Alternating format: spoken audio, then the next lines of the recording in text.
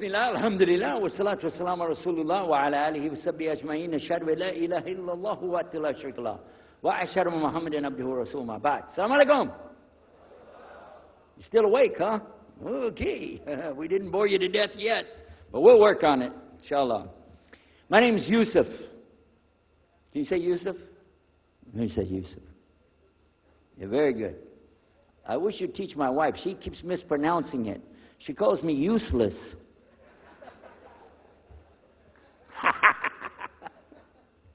Alhamdulillah. Now, how many of you were in the program today? I was teaching us, trying to teach about how to call the people to Islam called da'wah. How many were there? Okay? All right. I just used an example what I was telling you about. Remember I was telling you when you introduce yourself to somebody, you got to get friendly with them. So I just used an example right there. Because this will disarm the people. This disarm them and make them relax a little bit. Because they're coming to you with things like, how come you Muslims has to kill all the people? What kind of question is that? How come you have to beat your wives? Why does your book tell you that you're the only ones going to go to paradise? So these kind of questions, when they come to you, what are you going to do? So the first thing, as we said in the program, and I hope, by the way, if you didn't join us today, join us tomorrow. Are we continuing tomorrow on the Dawah thing or no? Oh, okay.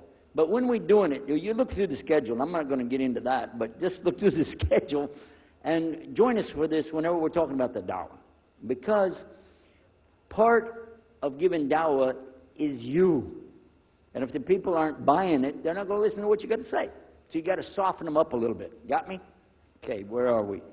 The subject tonight is the subject of priests and preachers entering Islam. And often people ask me, we heard about you used to be a priest or something, and you came into Islam, so, tell us about it. We want to know, how does that happen? And it's not just Muslims who want to know. Non-Muslims would like to know the story too, because they feel like, you mean you didn't understand? I mean, you were a priest, you didn't understand about Jesus? Come on, man. So, it's a topic that I talk about a lot. The first thing I have to do is clarify a couple of points. I was not a priest. In the English, we use the word priest to mean somebody who is in the Catholic Church. If you're not from the Catholics, if you're from the Protestants, then you don't use that term. We usually use the term, for instance, pastor, minister, preacher, reverend, and these are some of the titles. We came up with an awful lot of them because that's the way humans are, right? Give ourselves titles. So I was a preacher and a minister of music. But that doesn't really matter, but just if you're talking to a Christian and you say a priest, he's going to say, oh my God, how is that? And when they find out, oh, you weren't a Catholic, well, that's a lie, then you weren't a priest. So I want to clarify that. As a matter of fact, I will tell you, in my own estimation, I'm probably the least of the factions within this equation. Because there were so many other people that came into Islam at the same time I did. That's why it takes a little bit of time to tell the story. But they asked me to tell it tonight, so we're going to do that. But I want you to listen carefully to realize what goes through the mind of a person that's not Muslim. Okay? And I usually start out by telling people that my father and I were both ministers, and both of us were also businessmen. In the reverse order. We were business first and preacher second. Got me? Because, well, as they say, business is business. And that's exactly how it worked. We operated mostly in Texas. We had a place in San Antonio, Houston, and also in the Dallas area. And we were very concerned about Christian conditions. So my father started something called Concerned Christian Centers. And basically, if you look at it from a material point of view, it was a place to sell stuff. But what we would do is take consignment things in. People could bring things into us, and then we would sell it and keep part of the money. And keep a lot of the money. But anyway, they would bring in what they make with their hands, arts and crafts. And a lot of old women, they like to sit around and make things, then they give it to us, And this helps the church, which is called the church, and then it helps them as well. So it became like business and religion tied together, and that's very common in our country. At one point, my father told me, we're going to start doing business with a man from Egypt.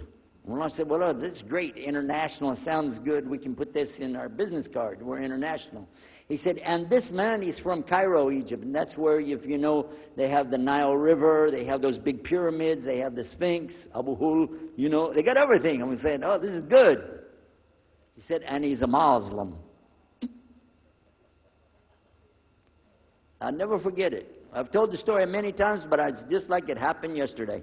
I'm standing in between the kitchen, or in the dining room and the living room area. You know, like this when we're talking, and I just stopped like this. I said, what? A Muslim? No way. No way do I want anything to do with that. Dad, come on, you should know better than anybody. Because we were linked in with other preachers. My father supported people like Pat Robertson. Huh? You know him? Pat Robertson?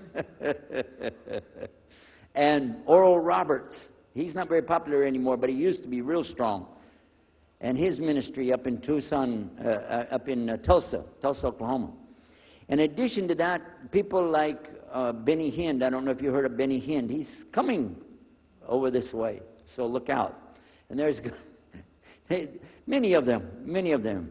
John Hagee, and the list goes on.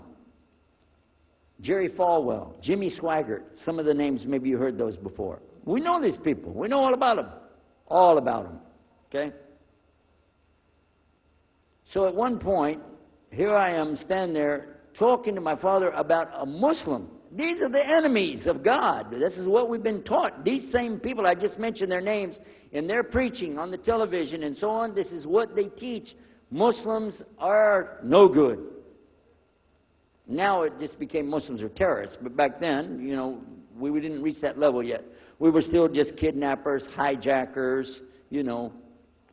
They said that Muslims don't believe in God, that they're worshiping a black box in the desert, and they kiss the ground 5 times a day. Now that's what we know, man. So here's this Muslim going to do business with us. I told my dad, no way, I'm not going to do it. And he insisted. He said, I want you to meet this man. He's very nice. And I said, I don't want to meet him. I never am like this, by the way. But on this case, I said, no, that's one thing I'm going to stand firm against. We're not going to do it. He said, I want you just to meet him. I said, all right, I'll do it for you. I'm going to do it my way. I'm going to go to church. And it's going to be on Sunday. When I come out of the church, I'm going to have my Bible under my arm. I'm going to have the salib. I used to carry a big cross. I'm going to have my cross with me. And I'm going to have my hat that says, Jesus is Lord. And I'm going to have my wife, born-again Christian, with me. And we are going to get this demon, devil, infidel, Muslim. And we're going to show him Jesus. Okay? Now, this is a true story, by the way. So I got up that morning on Sunday, and I was thinking, man, you know. We went to church. Strangely enough, the preacher was preaching out of the Old Testament about salvation coming at the time of David, which really puzzled me because according to Christianity, it's coming through Jesus. And it really, that opened a door for me, but that comes up later in the story. Why was he saying there's salvation before Jesus? That's interesting. Now, when I get there to my father's store, I'm looking around, you know. I'm looking for somebody wearing, you know, a long white robe and some kind of black, you know, thing over that with a long beard. And I guess I was looking for me, wasn't I? Anyhow, when I get in there, I don't see this guy. By the way, imama, sword, everything. Ayatollah Khomeini, maybe. This is what I had pictured. I said, where is he? I'm ready. My father said, he's over here. I said, where? I said, here. This is a normal guy. He was normal. He didn't have a beard. He didn't have any hair at all. I said, how do you do? I told him my name. He introduced himself. His name is Muhammad. I said, how do you do? after the niceties of hello, how are you, how's everything, I said,